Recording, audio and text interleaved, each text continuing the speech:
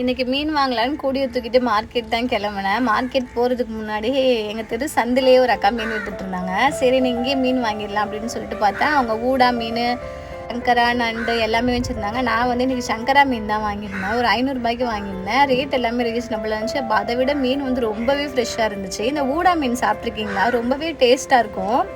இந்த கருவாடு பாருங்கள், சீலா கருவாடு இந்த மாதிரி கிழிச்சிட்டு காய வச்சுருக்காங்க. ரொம்பவே சூப்பராக இருந்துச்சு, பார்க்கவே ஃப்ரெஷ்ஷாக.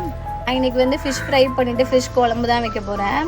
திருக்க மீன் மாதிரியே குட்டியாக இருக்குல்ல, அந்த மீன் நீங்கள் சாப்பிட்ருந்தீங்கன்னா எனக்கு கமெண்டில் சொல்லுங்கள். எங்கள் ஹஸ்பண்ட் வந்து மீன் ஆகிறது ரொம்ப என்ஜாய் பண்ணி பார்த்துட்டு இருந்தார். வீட்டுக்கு வந்துட்டு மீனை மசாலா போட்டு வச்சாச்சு. வந்தோடனே மீன் குழம்பு ரெடி பண்ணிட்டேன். எப்போவுமே மீன் குழம்பு வச்சுட்டு ஒரு 1/2 hour இல்லை ஒரு 1 hour கழித்து சாப்பிடும்போது ரொம்பவே டேஸ்ட்டாக இருக்கும்.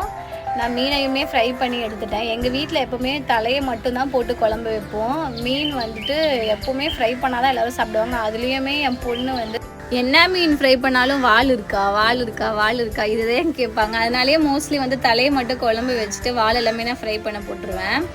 சூப்பரான மீன் குழம்பு. நாங்கள் இன்றைக்கி கத்திரிக்காய் அப்படியே முழுசாக போட்டு மீன் குழம்பு வச்சுருந்தேன். நீங்கள் யாருன்னா கத்திரிக்காய் முருங்கைக்காயெல்லாம் குழம்புல போடுவீங்கன்னா எனக்கு கமெண்டில் சொல்லுங்கள். இந்த ஊடா மீனும் நான் ஒன்று மட்டும் கேட்டு வாங்கினேன். அந்த ஊடா மீன் சங்கரா மீனையும் ஃப்ரை பண்ணி வச்சுருந்தேன். மாங்காவே கிடைக்கல இன்றைக்கி. மாங்காய் போடாமல் நான் வந்து கத்திரிக்காய் மட்டும் போட்டு மீன் குழம்பு வச்சுட்டேன். அப்புறம் கேரட் பொரியலும் பண்ணியிருந்தேன்.